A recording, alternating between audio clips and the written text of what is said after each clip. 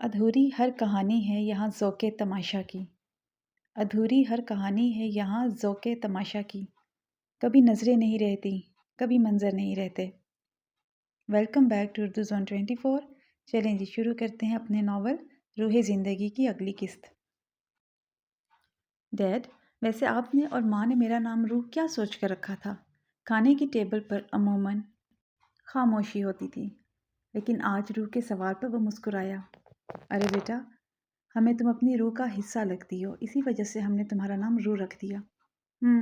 Logic تو بہت اچھی ہے، لیکن دوسرے لوگ کہتے ہیں کہ میرا نام کسی بھٹکی ہوئی چڑیل جیسا ہے۔ اس بات پر فائزہ کی ہنسی چھوٹ گئی، جبکہ وامک نے حیرت سے اس کی طرف دیکھا۔ تم سے ایسا کس نے کہہ دیا؟ جس نے بھی ایسا بولا ہے اس کا اپنا بالکل نام اچھا نہیں ہوگا، اور اس کے نام میں ضرور کوئی نقص ہوگا، اسی لیے وہ دوسروں کے ناموں میں نقص نکالتا ہے۔ تم پریشان مت ہو، تمہارا نام بہت اچھا ہے۔ ڈیڈ بالکل ٹھیک کہہ رہے ہیں، مگر آپ مجھے اپنی شہزادی بولتے ہیں تو پھر آپ نے میرا نام المیرا کیوں نہیں رکھ دیا؟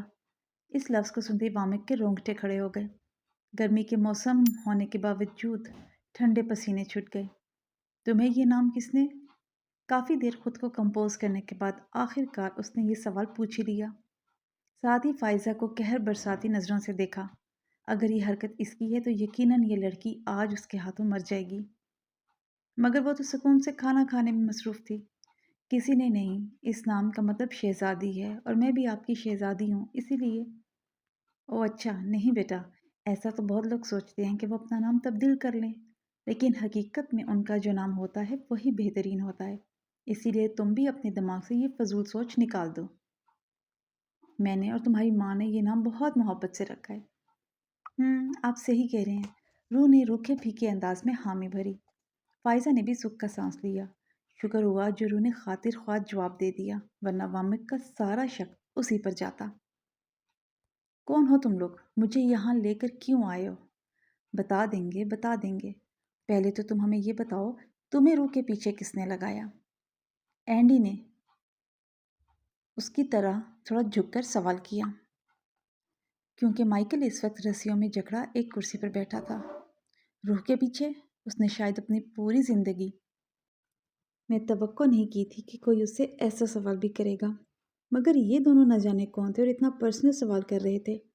اس بارے میں تو اس نے کسی کو نہیں بتایا تھا، پھر ان دونوں کو کیسے پتہ چل گیا؟ کیا تم دونوں میرا پیچھا کر رہے ہو؟ ابرس سے تو وہ مل چکا تھا، اور اینڈی کی شکل سے ایسا لگا تھا جیسے کہیں دیکھا ہے۔ ضرور جوزف کی شادی میں یہ بھی آیا ہوگا۔ اف، لگتا ہے یہ ایسے نہیں مانے گا۔ ذرا سمجھانا ابرس۔ گہری ٹھنڈا سانس لیتا وہ اس سے کچھ دور ہوا۔ ابرس نے آگے بڑھ کر اس کے کان کے نیچے ایسا تھپڑ جڑ ڈالا کہ کچھ پل کے لیے اسے اپنے آس پاس سائیں سائیں ہی محسوس ہوتی رہی۔ میں کچھ نہیں بتاؤں گا۔ تم لوگ جانتے نہیں میرا باس کتنا پاورفل ہے۔ وہ تمہارے باس کے غبارے میں جتنی ہوا تھی وہ ساری میں بہت پہلے نکال چکا ہوں، اسی لیے مجھے اس کے نام کی دھمکی دینا بند کرو۔ بیڈ پر لیٹ کے اس نے مائیکل کو وارن کیا، جبکہ اس کی بات سن کر وہ ششدر رہ گیا۔ بھائی، مجھے لگتا ہے یہ ایسے نہیں مانے گا۔ ابرس بھی بیڈ پر آ کر بیٹھ گیا۔ ایسا لگتا ہے یہ معصوم ہے اور ہر بات سے انجان بھی، تو پھر کیا کریں اس کے ساتھ؟ اینڈی اس کی طرف کروٹ لے کر متوجہ ہوا۔ مجھے لگتا ہے کہ ہمیں اسے چھوڑ دینا چاہیے۔ مائیکل بھی ان دونوں کی باتیں غور سے سن رہا تھا۔ ابرس کے آئیڈیا پر وہ خوش ہو گیا۔ تم پاگل ہو گئے ہو کیا؟ ہم نے اسے اغوا کیا ہے۔ یہ بات باہر جا کر بتا دے گا۔ یہاں کی پولیس مرتے دم تک ہمیں جیل میں قید رکھے گی اور کوئی چھڑوانے بھی نہیں آئے گا۔ اینڈی نے اس معاملے کی سنگینی سے اسے آگاہ کیا۔ ہاں، تم بالکل ٹھیک کہہ رہے ہو۔ تو پھر اب اس کا ہم کیا کریں؟ ابرس نے بھی اس کی ہاں میں ہاں ملائی۔ مجھے لگتا ہے ہمیں اس کو کہیں غائب کر دینا چاہیے۔ اینڈی کے مشورے پر اس نے برا سا منہ بنایا۔ ایسے کیسے غائب کر سکتے ہیں؟ یہ پورا جیتا جاگتا انسان ہے۔ مائیکل ایک بار پھر اس کی سوچ سے متفق ہوا اور ہاں میں سر ہلایا۔ بولنے کی ہمت تو تھی ہی نہیں، مگر وہ دونوں اس کی طرف دیکھ ہی کب رہے تھے جو اس کے اشاروں کو سمجھتے۔ ارے تم سمجھے نہیں یار، یہ ابھی جیتا جاگتا ہے، ہمارے ٹارچر کے بعد جیتا جاگتا نہیں رہے گا۔ اینڈی نے جتنے آرام سے یہ بات بولی تھی، مائیکل کو اس کی بات سن کر اتنی ہی تیزی سے کرنٹ لگا۔ کیا یہ مجھے ٹارچر کریں گے؟ وہ صرف سوچ کر ہی رہ گیا۔ ایسی باتیں تو پھر مجھے جلدی بتائیں، اس کے ساتھ کیا کرنا ہے؟ ابرس نے ایکسائٹمنٹ کا بھرپور مظاہرہ کیا۔ یہی تو مجھے سمجھ نہیں آ رہا۔ وہ پریشانی کی حالت میں اٹھ کر بیٹھ گیا۔ میرے پاس ایک آئیڈیا ہے۔ آپ اپنے جمبو سائز بیگ میں اس کے ٹکڑے ٹکڑے کر کے ڈال دیں، پھر ہم اس بیگ کو لے جا کر سمندر میں بہا دیں گے، ایسے کسی کو شک بھی نہیں ہوگا۔ ابرس کی اس قدر خطرناک آئیڈیا پر مائیکل کا حلق تک خشک ہو کر رہ گیا، ہاتھ پاؤں کانپنے لگے۔ وہ دونوں اس کے بارے میں کس طرح کے خیالات کا اظہار کر رہے تھے؟ کیا وہ دونوں سچ میں اسے مار دیں گے؟ ارے ایسے نہیں، یہ آئیڈیا ہے تو اچھا، مگر یہ آئیڈیا ہم پر بھاری پڑ سکتا ہے۔ اس کا خون اگر کسی نے دیکھ لیا تو یوں ہی پھنس جائیں گے، اور ویسے بھی گوشت کی بدبو بھی تو آئے گی، تو اس کو راستے سے ہٹانے کا یہ طریقہ بالکل صحیح نہیں ہے۔ مائیکل نے خشک ہوتے لبوں پر زبان پھیر کر اپنی کپ کپاتی گردن کو ہاں میں ہلانے کی کوشش کی۔ پھر اس کے سوا کیا کریں؟ ابرس نے بھی پریشانی میں اپنی پیشانی مسلنے لگا۔ ایک کام کرتے ہیں، اس کا منہ اچھی طرح بند کر دو اور میں اس کو الیکٹرک شاک دیتا ہوں اور تب تک کرنٹ لگاؤں گا جب تک یہ مر نہیں جاتا۔ پھر اسی بیگ میں ڈال کے اس کو سمندر میں بہا دیں گے۔ اس طرح نہ خون ہوگا اور نہ ہی گوشت کی بدبو۔ ارے واہ بھائی، بہت زبردست، میں مان گیا، آپ کا دماغ بہت تیز چلتا ہے۔ اب اس کی داد پر اس نے کاندھے فخر سے چوڑے کر لیے۔ دیکھو تم دونوں مجھے مار نہیں سکتے، اگر تم دونوں نے مجھے مار دیا تو تمہیں کبھی بھی پتہ نہیں چلے گا کہ مجھے روح کے پیچھے کس نے لگایا تھا، وہ کپ کپاتے لہجے میں گویا ہوا۔ اس قدر خطرناک موت مرنے سے بہتر ہے وہ اپنی زندگی بچائے۔ میں جانتا ہوں اس بات کو پتہ کرنے میں تھوڑی دیر ضرور لگے گی، لیکن ہم پتہ لگا لیں گے، تم فکر مت کرو۔ اگر تم نے کوئی بڑا گناہ کیا ہے تو اسے قبول کر لو، یا پھر تمہیں خدا سے آخری وقت میں معافی مانگنی ہو تو وہ بھی مانگ لو۔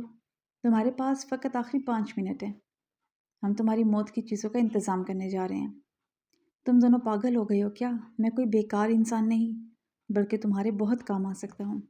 میں ہی ہوں جو روح کا پیچھا کرتا ہوں۔ وہ چیخا تو ان دونوں کے چہروں پر مسکراہٹ آ گئی۔ لیکن ابھی تو تم کہہ رہے تھے تمہارا ان سب سے کوئی واسطہ نہیں ہے۔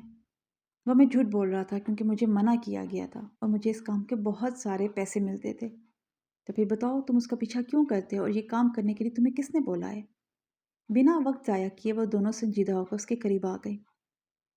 میرا ایک باس ہے، وہ بہت پاورفل ہے، ایک فون پر اس کے سارے کام ہو جاتے ہیں۔